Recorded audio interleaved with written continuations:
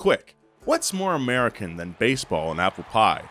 If you answered steroids and diabetes, you're technically correct, but we here at Past Gas have another potential answer for you. The all-American pickup truck. In its truest form, the pickup truck is designed with a single purpose: getting work done. If a Ferrari is an Italian stallion, an American pickup truck is a Clydesdale. Reliable, tough, and big. Much like German cars are known for precision and Japanese cars for dependability, American trucks are often marketed with a single word: tough. However, as we'll soon get to, over the past 100-odd years, pickup trucks have shown themselves to be a lot more than tough. Today, we're talking about trucks that are counterculture cool, blazingly fast, and in the case of the 1972 Austin Mini pickup, oddly cute. Seriously, just look at this little guy. He'll melt your heart. Pickup trucks have never been more popular, especially in the States. So why is it, while fewer and fewer people have an actual use for a pickup truck, more people are buying them, with Americans alone buying over 2 million trucks a year? Today on Past Gas, from the horseless wagon to the electric F-150s of the near future, it's the story of the most American vehicle of them all, the pickup truck. Git'r'done, giddy-on-up, squirt the gas and haul some ass. There's no room in the cab, but hop in the back and hang on tight. This is a Past Gas crew cab pickup truck podcast deluxe King Ranch edition. Past Gas podcast. It's about cars, it's not about forts. Big thanks to Auto Tempest for sponsoring this episode of Past Gas. Auto Tempest is a used car search engine that saves you the hassle of searching a bunch of different websites for used car listings. It's searching for used cars all in one place. One search engine, it's super convenient. No more going from site to site, you know how that is. Trying to go to different domains and whatnot, putting in the same info every time. What a pain! You can find all the cars in one place at autotempest.com. That's why their slogan is autotempest.com, all the cars, one search. They're not lying. Auto Tempest gives you comparison links to other sites as well, so you don't have to search multiple sources at once. Compare results from cars.com, TrueCar, eBay Motors, Carvana, and a bunch more. You can also use Auto Tempest to search at classified sites like Facebook Marketplace and Craigslist nationwide. They pull in results from all the top listing sites, from the USA to Canada, so you can find everything in one place. It's super easy. I use Auto Tempest probably every 3 days. I think I use Auto Tempest. You know how it is. If you're like me, you're obsessed with like one different car every week. This week, I was looking at PT Cruiser GTs, the one with the turbo, because I think that'd be a hilarious project car. There were a few for sale. All thanks to Auto Tempest, I was able to find them super easily. I don't know if I'm gonna buy one, but maybe someday, I don't know. I love Auto Tempest search engine because it saves time for searching cars online. It's really like, you can tell it was built by car nerds because like some car sites, like if you wanna find like a sporty model of a car, like say like a Fiesta ST, for example, you'll have to just search for Fiesta and hope that it brings in the ST results as well. But Auto Tempest has options for those like sporty models, right? Like the ST is its own search parameter, and that's like super helpful. It's not like an obvious thing, but once you start using it, you can't use any other car search site. Like I always go to Auto Tempest. So check it out for yourself at autotempest.com/pastgas. That's autotempest.com/pastgas. Thank you very much, Auto Tempest. You're a great company. Big thanks to Manscaped for sponsoring this episode of Past Gas. Summer's coming, so are you ready to unveil your beach bod? Today's episode is brought to you by Manscaped, our go-to for men's full-body grooming products. Longtime sponsor, big-time fan. From the legends who introduced the greatest electric ball hair trimmer ever, Manscaped is now introducing the Ultra Smooth Package, a razor and formulation kit designed for the brave men out there who like to go to the skin when they trim their balls. All the way to the skin! Your new nickname is going to be the Bald Eagle after using the Ultra Smooth Package. Men, there's nothing worse than the ingrown hairs when you get to the skin, especially when it's summer bod season. It's time to get ready for Hot Guy Summer by going to manscaped.com for 20% off plus free shipping with the code GAS20. You know, I read these ads a lot and there's a lot of goofy puns and stuff, but honestly, Manscaped makes some of the best products we've ever tested before. And I'm speaking from the heart when I say they are one of my favorite sponsors. Manscaped also launched their new and improved Lawnmower 4.0 electric trimmer just in time for post-COVID summer. You know, hot boy summer, it's coming up. Your pubes don't stand a chance because the Lawnmower 4.0 is the greatest piece of glitzy groom and engineering this world has ever seen. The Manscaped Ultra Smooth Package is a 3-step kit to make your package the perfect package. Step 1, the Crop Exfoliator. This is infused with ingredients that help reduce the risk of ingrown hairs in your delicate places. Step 2, Crop Gel. See where you're shaving with our unique clear shaving gel just for the groin. With 4 essential oils, it's like spa treatment every time you shave. Then it's step 3, time to shave. The crop shaver is not your average razor. It's smaller, thicker, with a micro comb bar that allows for the best shave possible from any angle. All 3 of these are vegan, cruelty-free, and sulfate-free products that are included, so you know your manhood is in good hands. My manhood is always in my hands. Beach season is upon us, and it's time to get rid of that bear rug on your chest with the Ultra Smooth Package and Lawnmower 4.0 from Manscaped. Get 20% off plus free shipping with the code GAS20 at manscaped.com. That's 20% off plus free shipping with the code GAS20, manscaped.com. Trim your chesticles with the besticles at manscaped.com. Thank you, Manscaped. Toot toot. Truck you, I don't care about your trucking opinion. Welcome to Past Gas, everyone. I am your host, Nolan Sykes, joined as always by my other host. We got Joe Weber over here. Keep it juiced. And James Pumphrey. Feeling cozy. Nice. That's a good one. Especially when it's all gloomy and stuff right now. Mhm. Dude, I got my space heater on, wearing my little beanie cap, got a hoodie. I'm feeling cozy. That's feeling basically cozy. like the DJ Who Kid call out. Mhm. DJ Who Kid. Feeling cozy. If Cozy don't like it, he gonna shoot you. What are your favorite pickup trucks, guys? Ooh. Well, Cyclone with an S Cyclone for sure. is maybe a car that I need to own one day. I like the old 70s Rangers when it was still a trim level. So an F-150 Ranger? Yeah, but like those original colors are so cool, and it's just They're good trucks, man. Yeah. One day I would love to own just a huge F-350. With 6 Like wheels. an old one. Like a dually F-350. Like the real long, super extended cab ones that you tow horses with. Yeah, you tow horses. You put horses on roller skates and you tow them around. Yeah. so they can hit bigger jumps.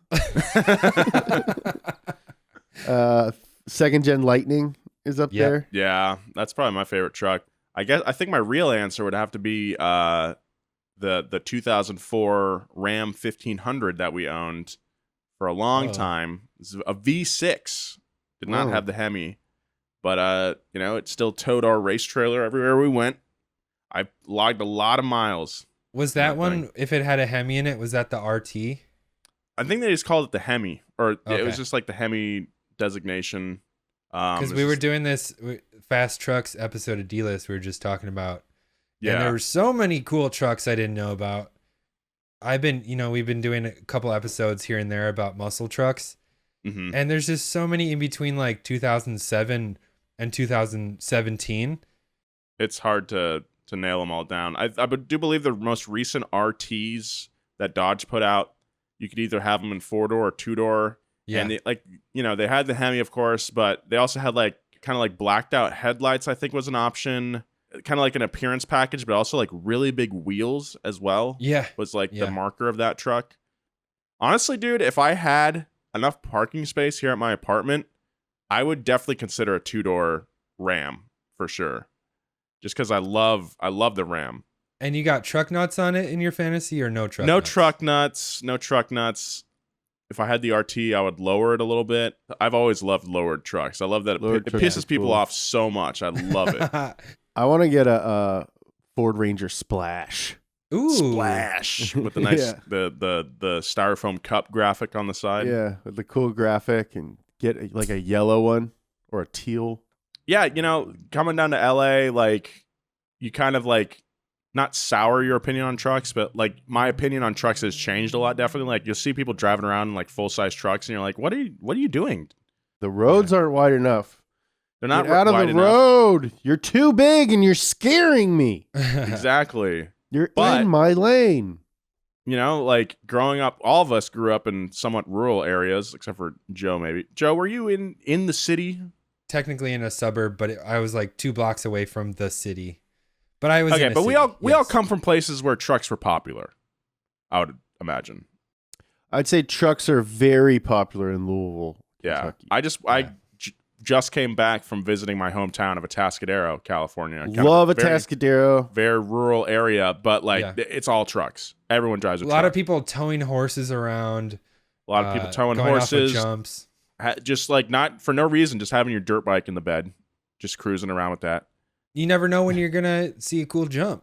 Yeah, it's true. Oh, But, dang, that's a cool jump. Wish I had my dirt bike. Yeah. But we'll get going in the story here, but I've always I think I saw one when I was a little kid or something, but I saw like a Chevy dually, extended cab Chevy Yeah. dually, like just dropped, just slammed. And I've always wanted something like that. Ever since I saw that as a kid, I was like, that's the look. Yeah, That's tight. that's a cool one. Keep your trucking opinion to yourself. I'm going off road. All right. Well, speaking of off-road, let's get into this story.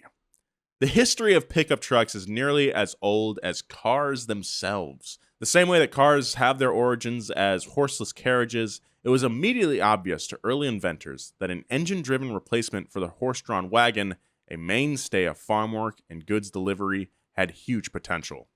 Early cars were decidedly light on trunk space of any kind. The Model T and its peers were meant to move people and weren't thought of as a practical way to get work done. But as engines and parts got cheaper, it became clear that motor vehicles had a lot more potential than being mere people movers. It's no coincidence, then, that many of the names who brought about earlier versions of the pickup truck were the same we associate with early car models. The first was Gottlieb Daimler. In 1896, Gottlieb put out what many consider to be the first truck, although the name hadn't been popularized. He marketed the vehicle as a, quote, horseless wagon. It had a 1.1 liter 2-cylinder engine that made a massive 4 horsepower. Which is a lot for a wagon. Yeah. Like if you got 4 horses, yeah. Well, James, that was technically as powered as a horse-pulled wagon with 4 horses. There you go. Yep. It also featured iron wheels, meaning the ride can't have been very comfortable, especially on the rough roads of the day. Mostly just dirt roads everywhere. So no tires. No tires. Huh. Not everyone welcomed these new vehicles, James. In Britain, for instance, the powerful horse lobby arranged for severe restrictions on the use of horseless vehicles in the form of what was called the Red Flag Act, a reference to a requirement that one worker had to walk ahead of the vehicles at all times, carrying a red flag to warn other people using the road that a devilish contraption was approaching. People never change. Like this still goes on. Guys, I think we used the wrong hotel entrance. We might be in the horse lobby. The bar is only serving carrot juice.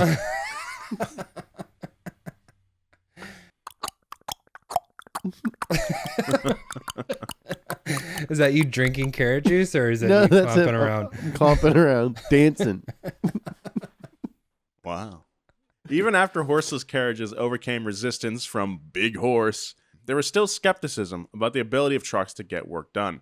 According to Daimler, quote, It was generally assumed in Europe that combustion engines were right for passenger cars and steam engines and electric motors for commercial vehicles. gasoline was still something you had to buy from a chemist, and many people simply couldn't imagine a gas-powered truck being as useful and practical as the alternatives. In Europe, trucks didn't really start getting popular until the 1910s, when wartime preparations led to large orders of trucks from militaries. Makes sense. Before any companies began producing pickup trucks in big numbers, many drivers took things in their own hands, especially in the United States. Many rural owners modified their Model Ts and other vehicles by bolting a wagon bed to the rear of the chassis. From there, smaller companies like REO and Auto Wagon picked up on the trend and started to offer custom-built pickup trucks. If you've ever heard of the band REO Speedwagon, it's actually named after one of these first trucks, introduced in 1915. What songs did they write? Carry on my wayward No, that's son. Kansas. Mm. Come on, son. That's Kansas. Okay. Hotel California. No, that's the Eagles. Do you want to quiz me on boomer music for 5 minutes? Yeah. Keep on loving you. Oh, nice. Take it on the run. Yeah. Take it on the run, baby. Oh, I can't fight this feeling anymore. That's a banger. That still slaps. I'm gonna go ahead and say that REO Speedwagon slaps harder than the Beatles. I mean, they got melodies for days. Yeah. Anyway, the REO Speedwagon, it was introduced in 1915. This early truck was highly functional with a completely vertical windshield and a canopy extending from the cab all the way back over the truck bed. So, SUV, baby. Yeah, you could argue that for sure. The 1915 Speedwagon weighed 1 ton, featuring a 4-cylinder engine, a 3-speed transmission, and a top speed of 22 miles per. It was initially branded the Hurry Up Wagon, but a top speed of 22 miles per hour was apparently not fast enough to make the name stick. The Speedwagon and its peers were more horseless wagon than pickup truck. But by the 20s and 30s, REO was producing models that had a striking resemblance to today's pickup trucks. It's a 4-cylinder that weighs 1 ton, so it's basically an Integra. Yeah. Yeah, hey. By the 1920s, entering our story is a man who we seem to be unable to record an episode without mentioning. Henry Ford. When Hank the Uno wasn't perfecting the assembly line, attempting to found a utopian city in South America, or 69ing with Thomas Edison, true story, he was looking for new kinds of vehicles to sell to the American public. If you remember our Flying Cars episode, Ford even tried to get into the aero car game with the Ford Flivver. Yeah, that's the worst Flivver. name. Flivver. Ford Motors not only built the first factory-made pickup truck, the company is widely credited with the popularizing of the phrase pickup, as in pick up the pace, non-unionized workers. In 1924, Ford put out the Model T runabout with pickup body. The runabout was priced at $281 and had an initial production run of $34,000. Yeah, but as soon as you drive it off the lot, that thing's worth $200 tops. Yeah. For real, though, what's the actual origin of the term pickup? It definitely predates Ford. Studebaker used it to refer to their trucks as early as 1913.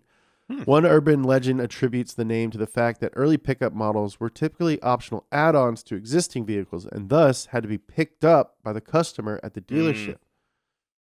But we don't truck with that theory. Yeah. All right? Yeah.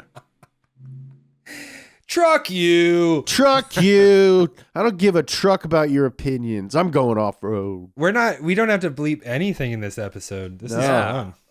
Mother trucker, man. That's trucking sick, dude. This is the trucking best. Dude, I got my trucking sack stuck in my zipper this morning.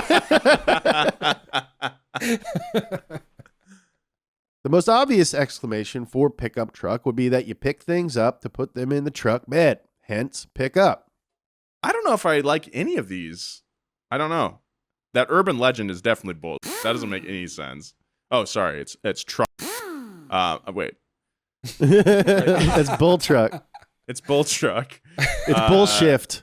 It's bullshit. Oh, it's nice. truck bullshit. Yeah, you have to pick them up. Like, hey, I got to go pick up this accessory. Oh, it's a pickup truck. It's a pickup truck. No, Yeah. that doesn't make any sense. I don't would say it's totally bullshit, but just based on how people used to talk. Yeah. Oh, Well, you either got to drive off or you got to pick up. Yeah, you got a pickup truck. You got to go pick it up. You want an onion? Another company with a long history in pickups was Dodge. In 1929, just after being acquired by Chrysler, Dodge produced the first half-ton pickup truck, offering a 6-cylinder engine option as well as hydraulic brakes on all 4 wheels. A huge safety improvement over previous pickup models. Old pickups, you just had to there's a hole in the floor. Yeah, You just yeah. put your feet down. And they came with cleats. So many torn ACLs. Yeah, I can't drive anymore. In the 30s, Chevy got in the game with a modified version of its top-of-the-line Chevy Master, starring Philip Seymour Hoffman. And Lou Diamond Phillips. At the time, the most expensive Chevy sold. Dude, that You thing's could buy a sick. version that retained the distinctive chrome grille in the front with a small but functional pickup bed in the back. This thing's so tight. Nolan, is this your next project? I do That love thing this era rules. of truck. Me too. I think like in the late 30s, all pickup trucks kind of had this same kind of grill motif going on. Yeah. I want a Dodge, a 39 Dodge real bad, actually. As pickup trucks became more affordable, they changed the game for small farmers around the world. For centuries, a horse-pulled cart had been the solution for getting construction supplies, equipment, and goods from point A to point B. And suddenly, if you could afford a pickup truck, you were basically creating a miniature industrial revolution on your farm. This was especially a game changer in the American South, which had a large share of small family farms run by working class, often poor families. Of course, the irony is that the pickup truck and similar industrial advances of the early 20th century set off a mechanical arms race that eventually changed the nature of farming forever. And as we all know, farms are now big business, and factory farms have practically erased mom and pop operations from existence. A family-run farm with a pickup truck is now more a part of American myth than reality, as firmly a part of our past as Teddy Roosevelt, sock hops, or a functioning democracy. Dang. I never did get to go to a sock hop at my elementary school. Honestly, sock hops were trucking bullshit. I always someone spills something and you're in your socks, and then you just have wet socks and you're trying to have fun and dance. It's not good. Was it really socks? Like you're just wearing your socks? The ones that I went to were for sure. You took your Wow. shoes off and you dance in your socks. Doesn't it smell kind of gross? They smell enough. delicious. Big thanks to Decked for sponsoring this episode of Past Gas. If you own a truck, you know what it's like to have your stuff rattling around the cab or under the seat, and you know what a pain it can be keeping it organized. Not only that, but everything you put in your truck bed is unsecured and exposed to the elements. And you know, like scummy dudes who might take stuff out of your truck bed. That's why if I had a truck, I would for sure get Decked. It's so easy and convenient, it stores so much, and plus you can just put stuff on top of it and it's not a big deal. I think Decked is like one of the coolest things you could do as a truck owner. It's so utilitarian, the drawers are easy to pull out. In fact, I'm probably going to recommend this to Jeremiah, who just got an F-250 Super Duty. He would love Decked. Decked makes organizing, accessing, protecting, and securing everything you need so much easier. Their system is really good. Each of Decked's 2 full bed-length drawers can carry up to 200 pounds of whatever you got. That's tools, camping supplies, whatever. The drawers roll out waist high, giving you easy access to your organized tools and gear. It's got such a cool system, it just pulls straight out, and it's very long, so you can store a lot of different things. Decked has a true 2,000-pound payload capacity load floor. The drawers slide in underneath the load floor, plus they're weatherproof, protecting your stuff from elements and theft and hamburglars. Plus, the Decked drawer system is 100% made in the USA and backed by a 3-year no-hassle warranty, with a second-to-none customer service team ready to answer any of your questions you got, ready to go. Get your Decked drawer system at decked.com/GAS to get free shipping. That's decked.com/GAS for free shipping on your Decked drawer system. Decked.com/gas. Thank you, Decked. Big thanks to Blackvue for sponsoring this episode. Have you ever been in a situation where a dash cam would have been handy? I know I have a few times. There's one time I got backed straight into in a parking lot and was like, that was the slowest crash of all time. I wish I could have recorded that. Before you're stuck in a situation like that, get the night and day protection your vehicle deserves with the Blackvue DR750X Plus series cloud dash cams. Whether you're driving on a busy road or parked for the night, Blackvue dash cams has your car covered. The Blackvue DR750X Plus model features an upgraded Sony StarViz sensor, giving you stunning clarity and vivid colors even in the most challenging of situations. Some dash cams are kind of janky.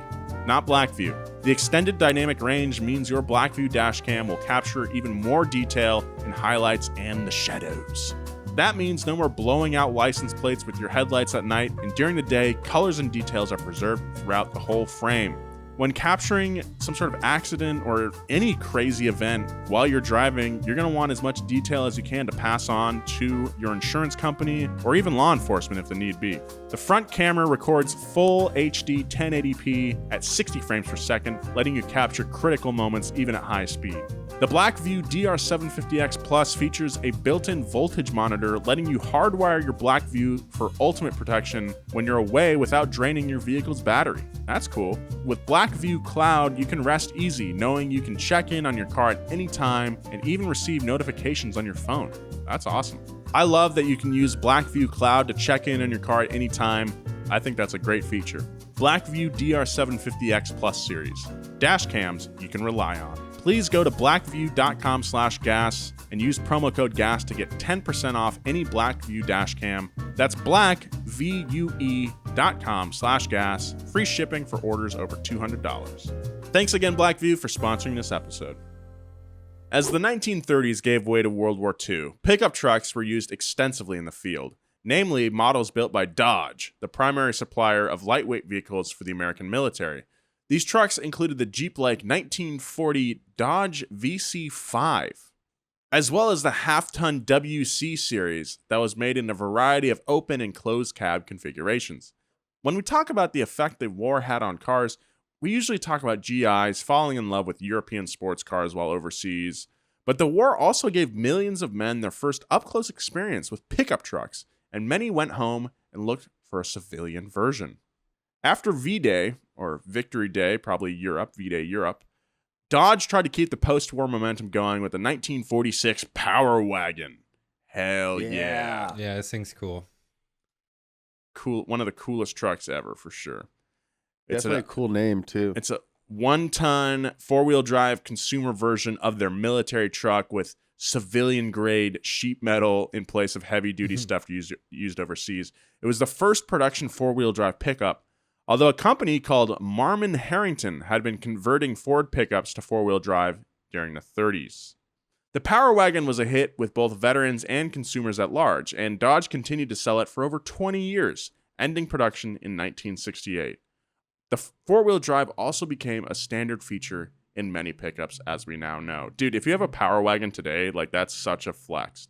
Those are like... Dude, they're so sick. So steezy. Mm-hmm. So sick. I would get one, but I'd make the front say Doge. Big crypto guy now, James? Yeah. Oh, yeah.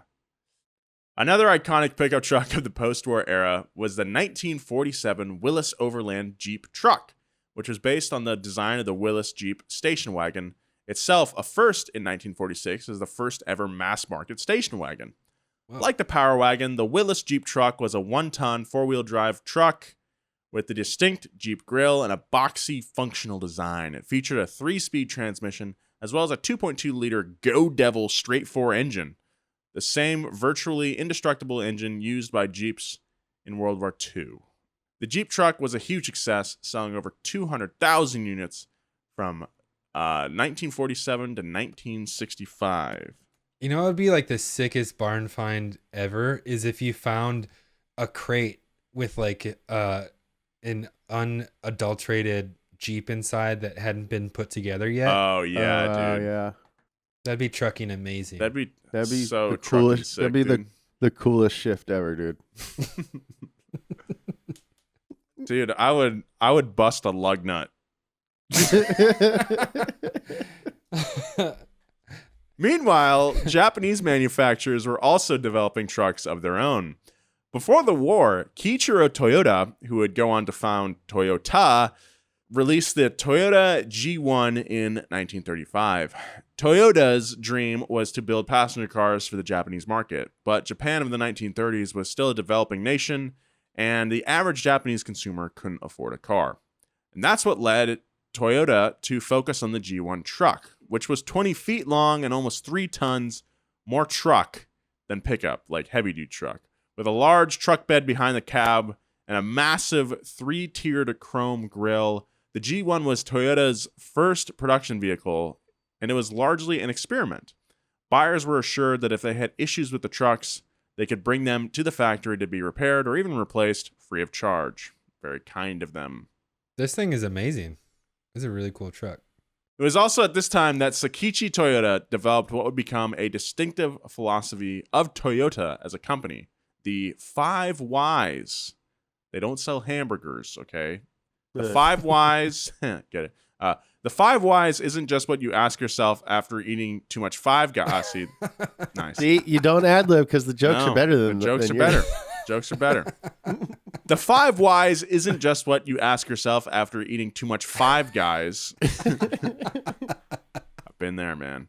It's a philosophy of investigating the root cause of any issue. For example, if a car's battery fails, you don't just fix it, you ask yourself why. If that leads to an issue with the alternator, you ask why the alternator has failed, and so forth. Toyota's thinking was the 5 Whys was generally enough to get to the root cause of any issue. And that issue is always capitalism. It's ironic because I have a Toyota right now, and I've been chasing Whys for about a year. Yeah, well, that's because the previous owners, plural, really didn't do you in your favors with regular maintenance or making sure there's more than 2 bolts holding the transmission to the engine. Wait, that's real? Anything like that. Oh, yeah. boy. So glad I test drove that on a mountain road. I know. We all did. Yeah. Anyway, Toyota used the 5 Whys method to turn the G1 business into a global automaking powerhouse. After the war, Toyota would use its early experience as a truck maker to develop the best-selling pickup trucks from a non-American manufacturer. I had no idea about this. Yeah, I've never heard of the G1 before. I knew that Toyota copied the Willys Jeep for the Land Cruiser. Yep. By the 50s, pickup trucks were becoming a mainstay of American car culture. The 50s also brought about a wave of so-called forward control pickups. Models like the Dodge A100, the Ford Econoline, and the Volkswagen Type 2 are all examples of this type of truck. Maybe the cutest version of forward control was the very literally named Jeep Forward Control, produced by Willys Motors, which featured a cab-over engine design blended with a very short wheelbase, resulting in a truck that looks like a loaf of bread that got smooshed on both ends. They're cute as hell, no cap. The Chevy Rampside was another forward control truck that foreshadowed the future of pickup trucks, namely unique and even gimmicky options for your truck.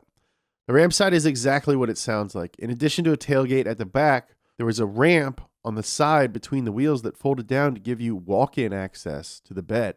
It foreshadowed the deluxe features of today's trucks, where every year trucks boast everything from sensor-activated running boards to built-in coolers to garden hoses to bottle openers on the bed. Nice. Is there some like compromised structural integrity with one of these Rampside trucks? Like it feels like if it's not super rigid and there's like a door in the middle of the bed, wouldn't that... It's body on frame. Yeah, body on frame. So you could remove all the body panels and still drive it around. Maybe. That's true. These things were based on the Corvair. So it's got the Ooh, engine. so it's not the engine body. is in the rear. It's behind. What? Yeah. Oh, so it's like under the bed. It's under the bed. Yeah. Really weird. You could see actually in the picture here that the back of the yes. bed, that back half is kind of raised up from the front Yeah, half. it's like a foot. And not to be that guy, but when I was at Jay Leno's shop, Oh, yeah. they rolled out. He has one of these things, obviously in immaculate condition, and then like this special edition Corvair, which was like a not track version, but like a hopped up Yeah. Corvair that some dealership did, and both of them were under his soft light. Wasn't I it didn't- Capo Corvair? Like Like the same people that did like the Copo Camaro? no, I don't think so. I don't think it was like Yenko or Copo or anything like that. It was just some other dealership that essentially did that kind of thing though. But these side loaders are so sick. And Yeah. if, electric vehicles, like we can come back to this sort of design because the engine doesn't, the Yeah, motors and there's absolutely. no engine, like we can have so much more freedom with how we make utility vehicles Yeah, with it's like a electric skateboard trucks. platform. Yeah. So I hope stuff like this comes back if they can make that cab over design safer, you know? Besides forward control, other innovations of the 50s era included a second row of doors and seats, commonly called a crew cab. International was the first company to release a four-door pickup with the International Harvester Travelette. This thing looks sick, too. A beastly pickup that was a regal 237 inches long. Dodge and Ford would copy International in the 60s with four-door cabs of their own, and eventually International and other smaller manufacturers would fall to the wayside as Dodge, Chevy, and Ford became the big three of pickup trucks. Well, International still makes like big trucks. Yeah. Big old truck. International Harvester. On the flip side of crew cab trucks, American manufacturers also experimented with trucks that looked more like cars, like 1957's Ford Ranchero and the 59 Chevy El Camino.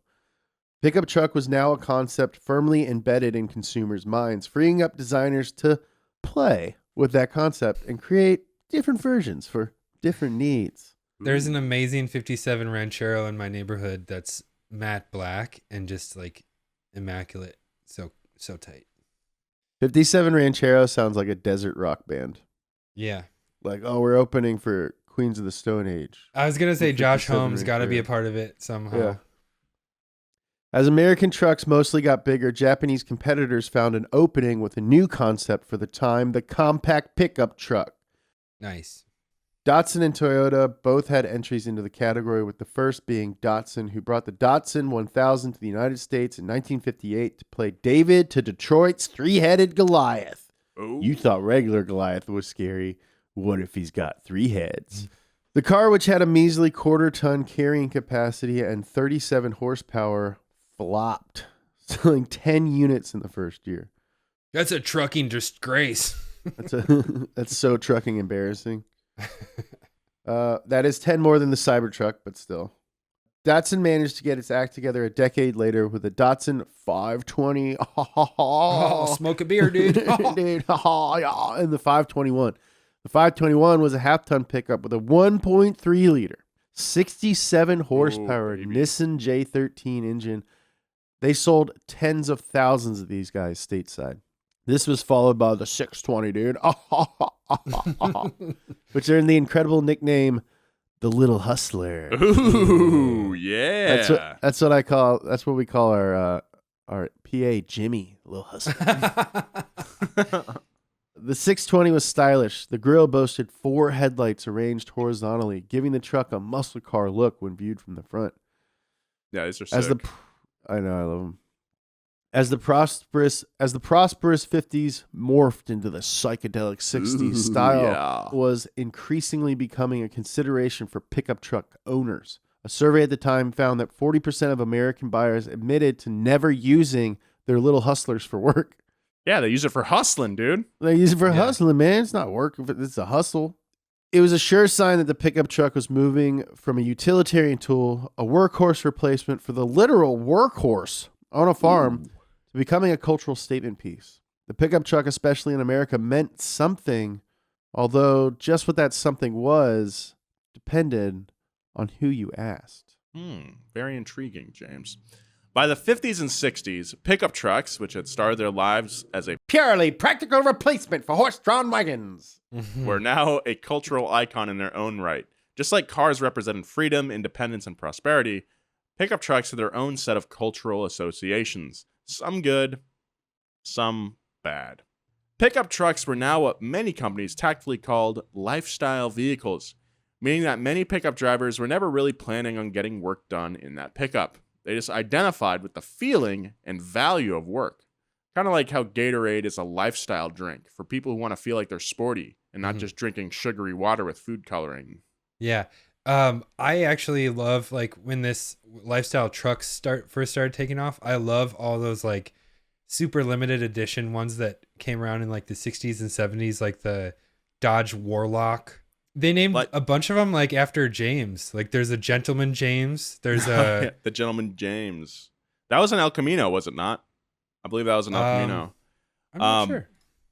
Well, as you mentioned earlier, Joe, like the Ranger trim level, that was the difference in that one. It had some heavier leaf springs in the back, so you could put a camper in the back Although back then it was called the Ranger. Rain. All right. Anyway, well, concerning that whole lifestyle kind of branding, a report by advertising firm Bradley and Montgomery concluded that, quote, the pickup truck has become an essential part of Western culture. Trucks are the symbolic embodiment of the hard-working American spirit. Even though trucks are needed and valued for their usefulness in farming, ranching, and other blue-collar occupations, many, if not most, truck owners do precious little in the way of physical labor. Spend a few hours driving through the pricier suburbs of Houston or Denver, and it becomes abundantly clear that the truck is as much a cultural statement as it is a tool. That's still true today. So just keep in mind, this is a more contemporary report that I just cited. Yeah, that's why it's still true today. It is. It is true. You're right.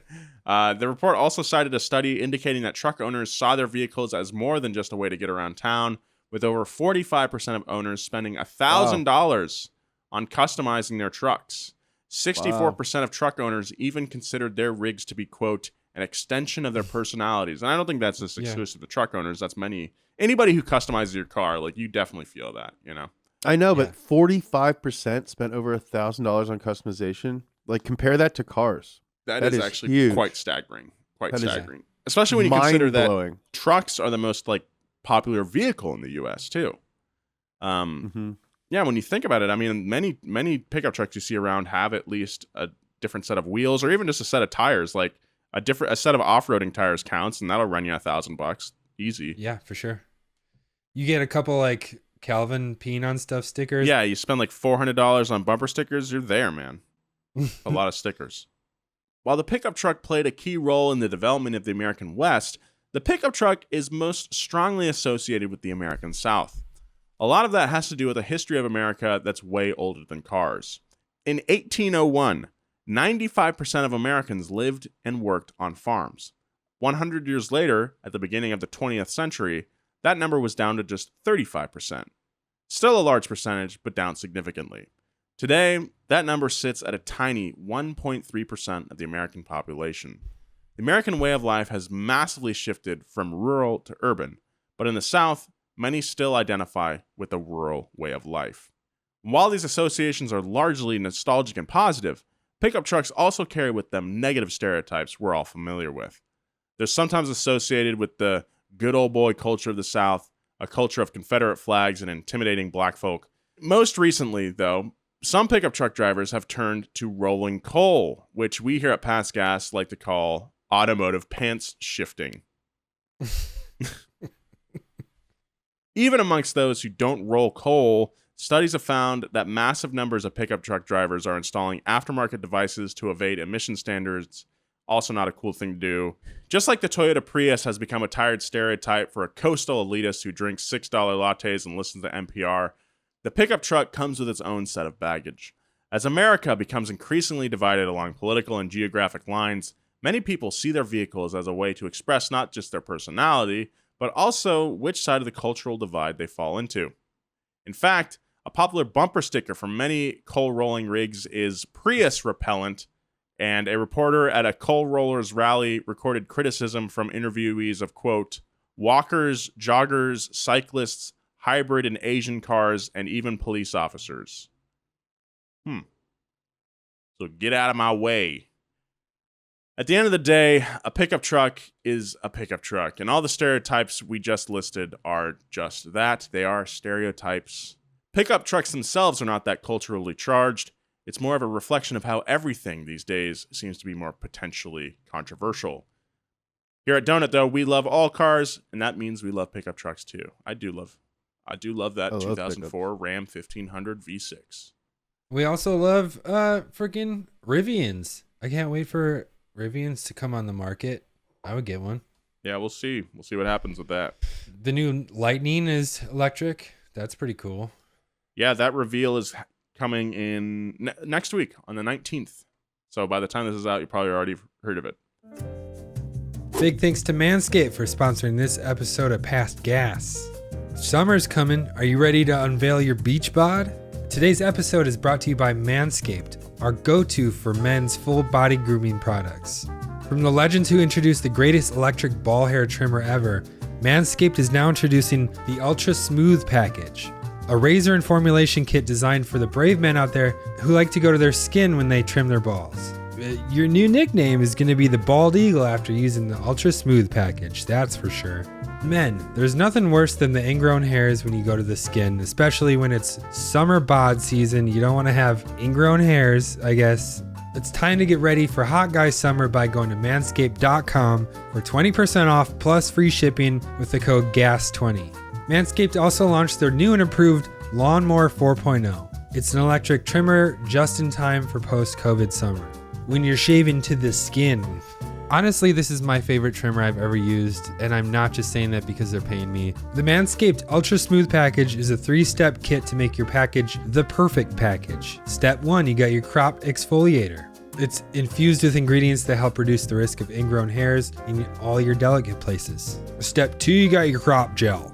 See where you're shaving with our unique clear shaving gel just for the groin. With 4 essential oils, it's like spa treatment every time you shave. Then you got step 3, it's time to shave. The crop shaver is not your average razor. It's smaller, thicker, with a micro comb bar that allows for the best shave possible from any angle.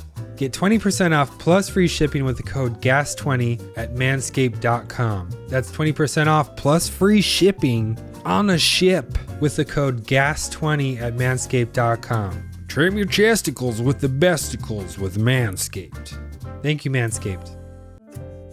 Thank you again to Auto Tempest for sponsoring this episode of Past Gas. As you heard me say, Auto Tempest is a used car search engine that saves you the hassle of searching a bunch of different websites for car listings. It's the best thing to happen to used cars in a long, long time.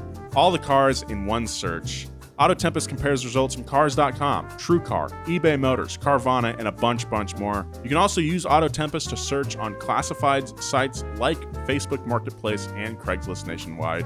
I use Auto Tempest every week. I'm always obsessing over some new car, and Auto Tempest is there to satiate my car hunting needs. I don't use any other sites. Once you use Auto Tempest, you cannot go back to using other sites. It's just that good. I love it. One search engine, it's super convenient. No more going from site to site, you know how that is. You can find all the cars in one place at autotempest.com. That's why their slogan is autotempest.com, all the cars, one search. Check it out for yourself at autotempest.com/pastgas. That's autotempest.com/pastgas. Thank you so much, Auto Tempest. I love you.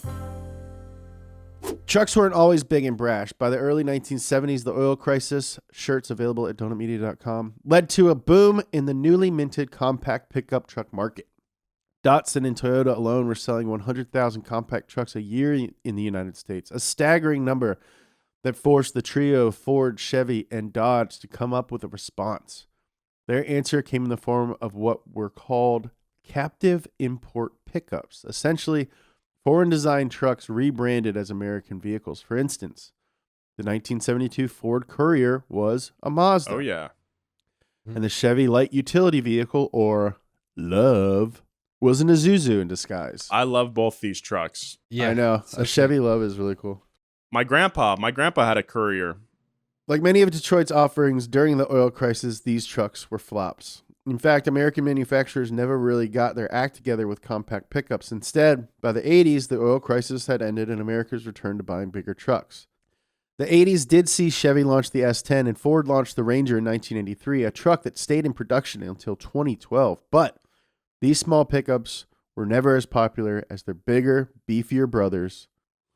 Who can relate, huh? Wait, you have someone that's bigger than you, James? You're the biggest one I've ever met. But I'm the littlest giant. I'm like Hagrid. I'm gonna write a children's book called James's Big Beefy Brothers. Another development was the introduction of diesel trucks, with Ford, for example, putting out a 6.9 liter IH V8 F250 in the early 80s. That's a honker. It is a honker. Dodge, for its part, continued to sell the Dodge D-Series trucks, which debuted in 1960 before being retired in 1980 to make room for the Dodge Ram lineup. The most fun part of the Dodge Ds were the special package options, an acknowledgement that many consumers didn't want to feel like they were buying a truck off an assembly line. They wanted something as unique as they were, as unique as their horse, or as unique as they wished they were. Well, I want something that speaks to me. I like beer. I like blue jeans. I carry my dog in my truck. I want a macaroni and cheese edition. Among these special packages was the 1969 Dodge Dude Sport Trim Package. Hell yeah. Dudes rock. Featuring a Dodge Dude decal near the rear taillight, so-called dog dish hubcaps, and very 70s two-tone color schemes. Offered in green and white, red and brown, and yellow and black, just like donut. Other models included the Warlock. Yes. The Macho Power Wagon. Ooh. The Adventurer, and the most famous of them all, 1979's rear-wheel drive Lil Red Express, which famously set a speed record as the fastest production vehicle of 1978. It's in almost every episode of the D-List. I feel like I've written about it at least 12 times. Yeah, with a quarter-mile time of 14.7 seconds. That's faster than a Mustang from the 90s. And it came out during the gas crisis. Yeah. Very responsible. Yeah, this thing's hilarious. It was like a loophole that they were able to make it fast. The Little Red had genuine wood along the sides of the bed, twin chrome exhaust stacks like that came up, and a gold detail that read Little Red Express Truck on both doors of the cab. On the less fun side of things, Lil Red got a very little 11 miles per gallon. Not that bad, honestly, for a car from there. No, that's like what my 4Runner gets, honestly. Maybe the only truck that could top the attitude of Dodge pickups came from an upstart in the pickup game, Subaru, when they launched the Brat in 1978. Brat stood for Bi-Drive Recreational All-Terrain Transporter. Okay. And was officially branded as a two-door, four-wheel drive, coupe utility, technically pickup truck adjacent. In Wisconsin, they're called brats. Perhaps the most famous Brat owner was President Ronald Reagan, who kept one in use at his Santa Barbara ranch. What we wouldn't give to take a ride in Reagan's Brat. It was actually restored and can be found on display at the Reagan Ranch today. Yeah, I'd piss in it. I'd take a big old fat shift on it. Just a loose shift all over the truck bed. Good luck hosing that out, Reagan. This one's for the Gipper. Truck you. As pickup trucks entered the 90s, American manufacturers experimented with muscle-inspired trucks. Chevy debuted the Silverado 454 SS, and Ford introed the SVT Lightning, both of which James discussed in a recent episode of D-List on fast trucks. If you like trucks, check out D-List. It's a screamer. That one was on the trending page for like 5 days. It was in the YouTube newsletter. I'm right by Mr. Beast and that guy from the British Wedding Show. Anyway, like movie producers who search for a hit title by pitching that, quote, it's Clueless meets Transformers, auto manufacturers continue to experiment by trying to combine the pickup with other types of vehicles. The Chevy Avalanche, for example, was a pickup SUV hybrid that sold decently well in the 2000s and was canceled in 2013. The Lincoln Blackwood was the brand's short-lived attempt to cross a pickup truck with a luxury car, which included a fully carpeted cargo area. Only 3,356 of the pickup scale trucks were sold. I actually kind of like the Blackwood. Dude, I love them. They have the like weird bed. Yeah. Yeah, they're strange, man. They're weird.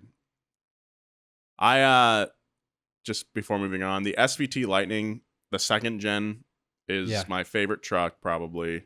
I gotta have one. I need one in my life someday. I think for the longest time, all I wanted to do was drive a Porsche, and that was like my dream test drive. And since we drove that Gunther Works one, I can check it off my bucket list. Yeah. But the next one on my list is an SRT 10. I want to drive an SRT 10 so bad. I would really. I actually don't know which I would want more between the second gen Lightning and one of those, because that's like the SRT 10. That's the gen of Ram that I really like, that I grew up with. And it comes in manual. You can get a manual 6-speed with it in 2-door. It's just like, that's perfect, man. But yeah, checks all the boxes. They're a little bit bigger than the SVT Lightning, and they're not quite as cool looking in my opinion. They don't have the same nostalgia factor for me. Yeah, I love that step side F1. Yeah, you got that step side really brings the lightning over the top. Anyway, it seems what like American consumers really want is more pickup trucks. Today's truck sale figures are staggering and show no signs of slowing down. Like we mentioned in our recent episode on Detroit, America's top 3 selling vehicles in any category are the Ford F-Series, the Chevy Silverado, and the Dodge Ram. 3 trucks that have been around for decades. There's seemingly no reason for American truck makers to change anything. After all, pickup truck owners aren't looking for something new. They want a little slice of the way things used to be in the good old US of A. International Harvester. These rolling slices of nostalgia are single-handedly keeping Detroit afloat. Ford alone has sold over 34 million F-Series trucks since 1948. The pickup truck's roots are as humble as you can get. When the car was invented, it came with the promise of glamour, offering drivers a chance to travel without sitting behind a farting animal. All right, depends on who you're riding with. The pickup truck, on the other hand, was a workhorse replacement for your literal workhorse.